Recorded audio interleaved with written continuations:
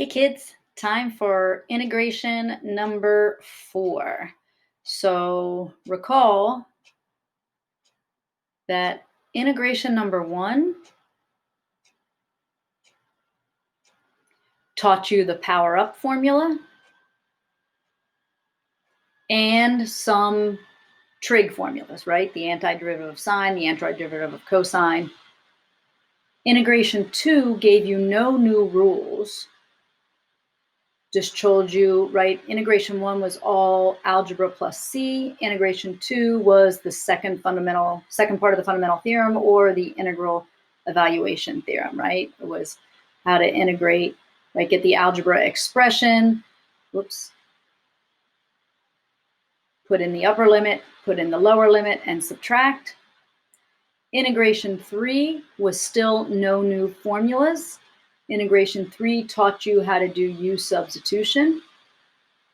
And that's when your integral, right? You saw a composition. You had an integral with a composition. And the derivative of the composition inside, or times, I guess I should say, times the derivative of the composition inside your antiderivative. So that was integration 1, 2, and 3. Check, check, check. Now we are going to do integration number 4, and you're going to get new formulas. Okay, so if you have a list, which I hope you have a list with your power up formula on it and your the trig formulas I've given you so far. We're going to be adding to that list now. So remember, your power up formula meant that the antiderivative of x to the n was x to the add 1 to the power, divide by that new power, add c, and then what was the only power that you couldn't use? That didn't work for what power? When the power was -1, right? Because what happens if you have x to the -1? Well, sure, you get x to the what? 0 over 0. Whoa. Nope, nope, nope. That's not going to work. No power. Sadness. So to integrate 1 over x, also written as x to the -1, right? AKA, I hate to tell you how old I was before I knew that AKA stood for also known as. Let me tell you that I was teaching at RM not that long ago. Anyways, x to the -1. So I have a power, but my power is -1. So I can't use my power up formula. Here's what I use instead. Well, firstly, let me remind you of what 1 over x looks like. 1 over x is broken, right? It's broken. And when you're integrating that, you can't draw rectangles across this asymptote. But I could start past the asymptote, right? I could start here and draw rectangles, right? And collect those areas. And I hope you can see that while you're continuing to add more and more and more rectangles, those rectangles are getting really, really small. So I need the function that is going to represent this, that starts with accumulating high values when you're only going just past 0. But as you start to go from, well, let's say even 1, right? Of course, I could do 0.5, 0.01, or whatever. And I keep going. That function has to grow, but grow slowly. What function do you know that is not defined at 0? And then increases over time, but increases slowly? What is it? What is it? Didn't see that coming, did you? Or did you? Right? Think about what ln x looks like.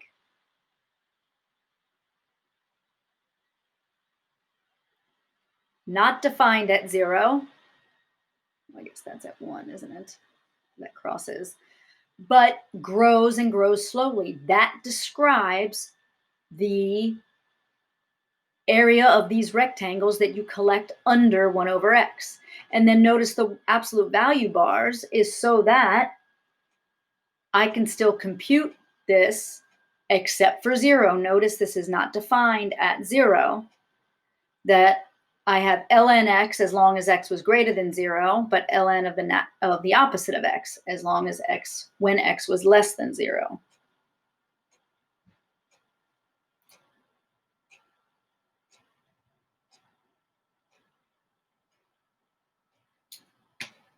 That needs to go on your list.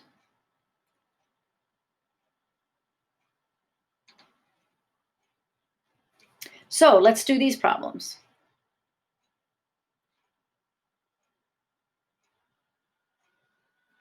The first one is indefinite, right? Indefinite. There are no limits of integration. So I want you to think of this as x plus 3 to the first. So in reality, this problem looks like this. I want to integrate x plus 3 to the negative 1 dx.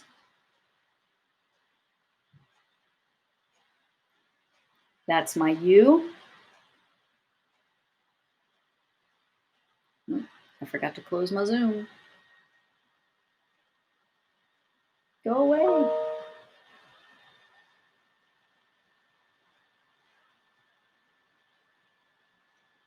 No, that's going to take forever. Okay, here we go.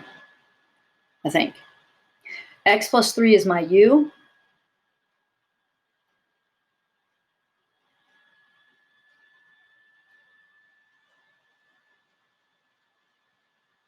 Du is just 1 dx, right? It's du dx, but then I'm going to multiply. So there's 1 dx. So I'm actually integrating u to the negative 1 du, which is ln of u plus c. Don't forget absolute value. And then, of course, put the u back.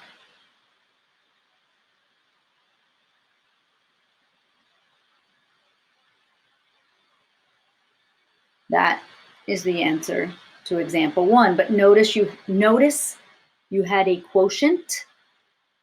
You don't know how to do the antiderivative of quotient, so you unquotiented it.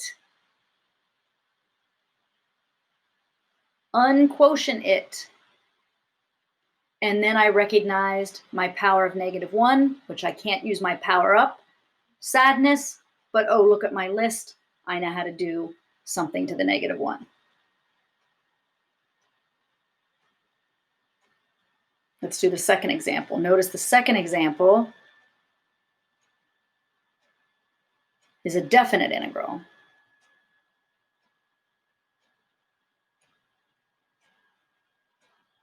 Get it? Infinite, definite. So the first thing I have to do, I have a quotient. I want to unquotient that.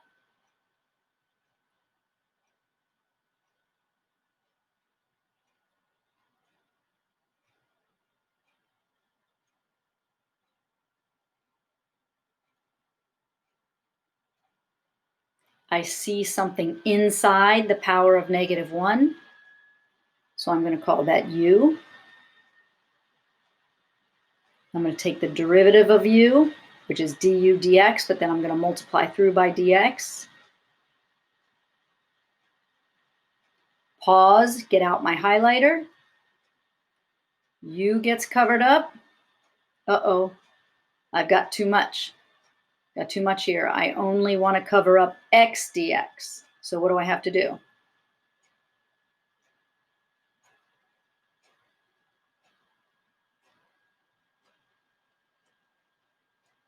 Now my highlighter is good. I have covered up my entire integrand except for that power. So that means I am allowed to rewrite my,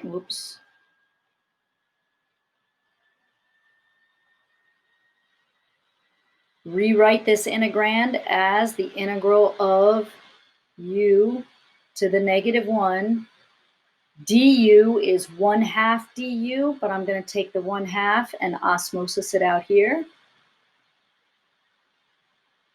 And then remember, these are x numbers. How do I turn them into u numbers?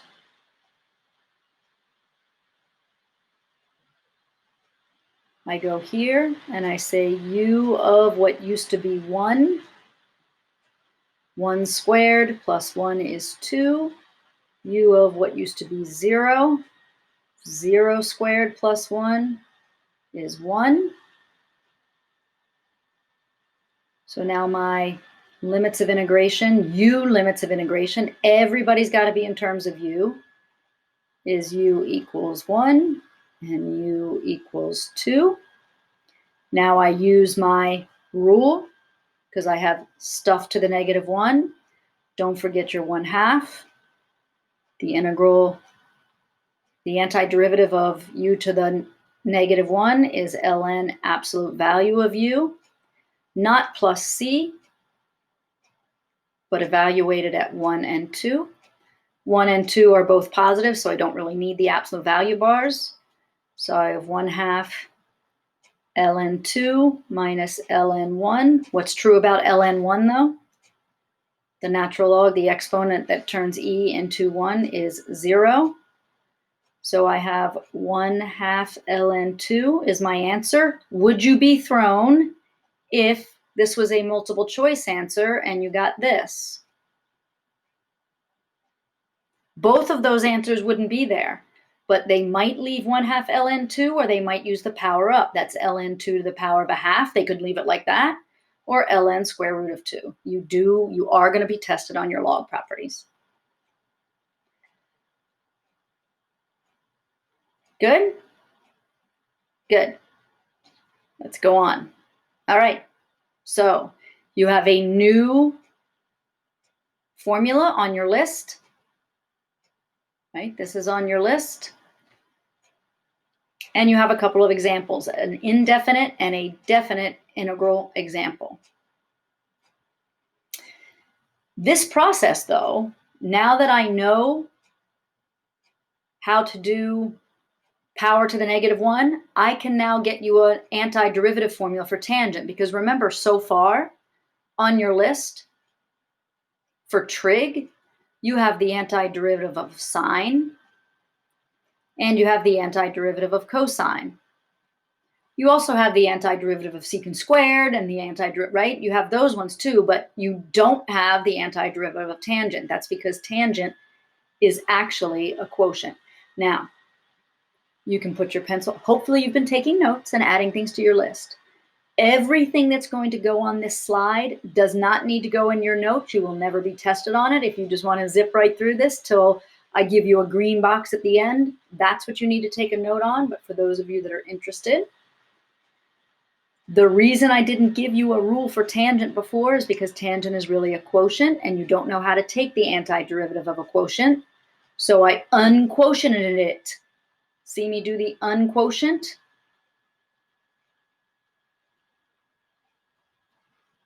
Well, actually, I haven't unquotiented it yet. I just split it up into sine times 1 over cosine to the 1. Hopefully you can see how I am going to notice I don't have a quotient anymore. I have a product, but it's a product where u substitution is going to work. Here's my u inside of negative 1. I'm going to suck that sine back inside. I named u cosine u.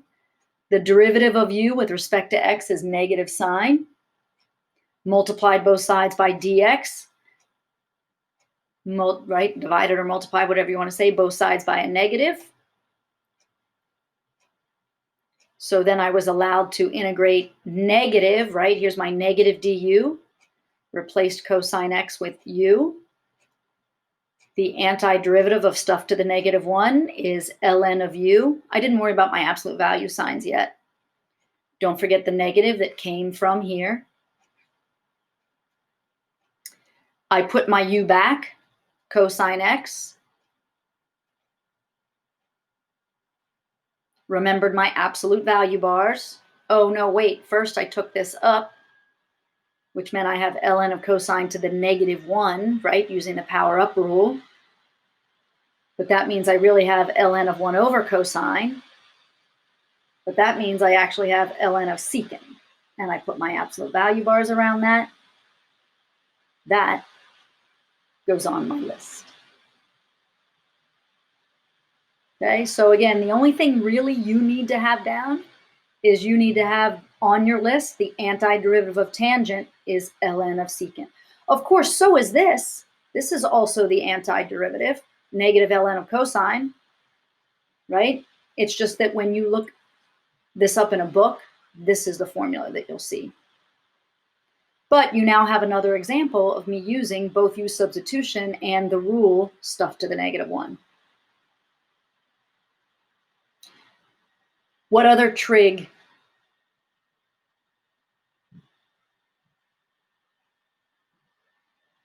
expressions are actually quotients? All the rest, right? Cosecant, secant, and cotangent are also quotients. I can do the exact same kind of math using use substitution and power to the -1, and these are the formulas I get.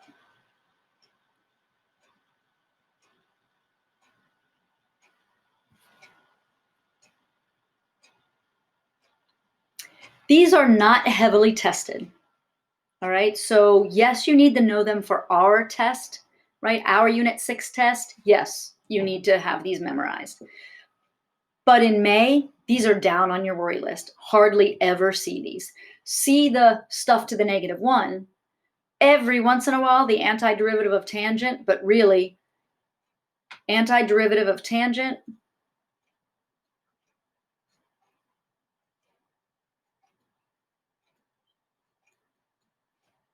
and all of these down on your worry list in May.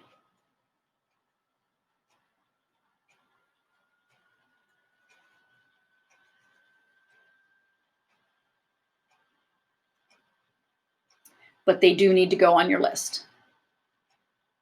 Okay. All right. Next. What function is its own derivative? Our fave, right? Our fave. I told you in Algebra 2 that you would love e. Well, taking the derivative of e is awesome, and so is taking the antiderivative of e. Guess what the antiderivative of e to the x is? E to the x plus your constant. Right? Take the derivative. What's the derivative of e, right? Derivative, antiderivative, antiderivative, derivative. They are the same. Love e. If you have any kind of constant multiple up there in the argument, you just have to divide it off. You want to put that formula on your list.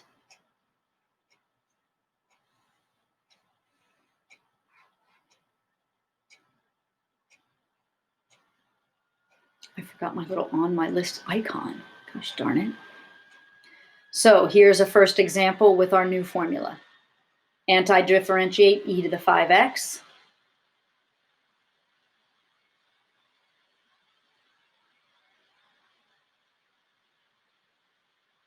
How can you check to see if you're right? Take the derivative. The derivative of the constant is 0. The derivative of 1/5 e to the 5x is e to the 5x times 5. Those 5s will cancel out, and you'll end up with just e to the 5x, the derivative.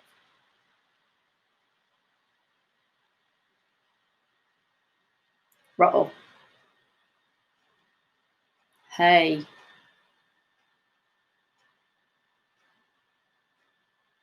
E is just a number, but it's a very special number. It's natural. 3 is a number as well, but it's not as special as the natural number. So what do you think the antiderivative of 3 to the x will be? Well, before you answer that, I want you to recall derivatives. When I gave you y is equal to e to the x, then I gave you y is equal to 3 to the x. Do you remember your rules? Well, let's make that.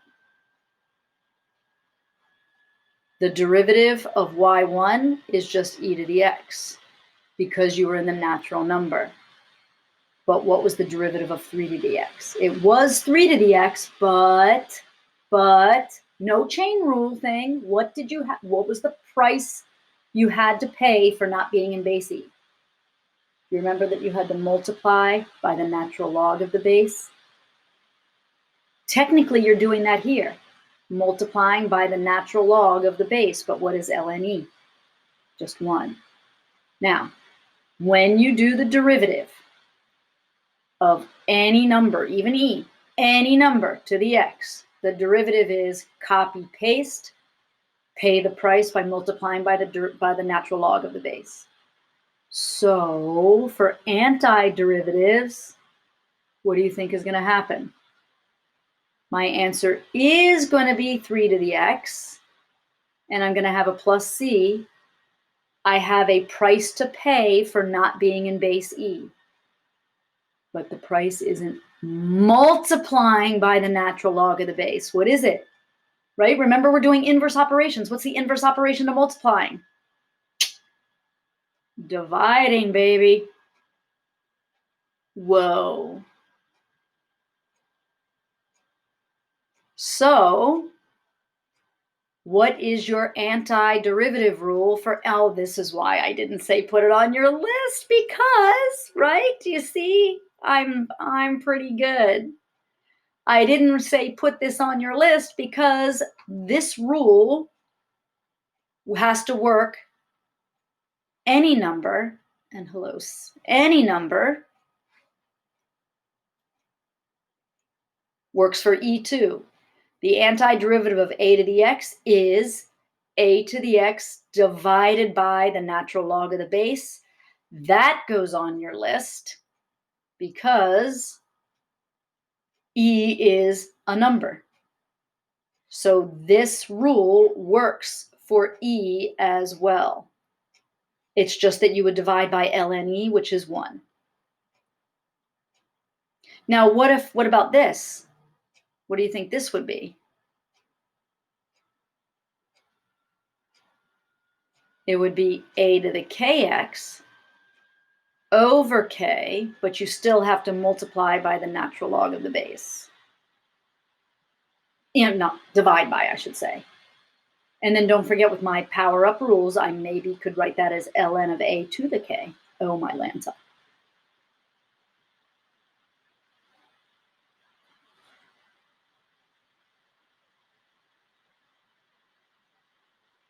So we will do more examples with you in our live session of using these formulas.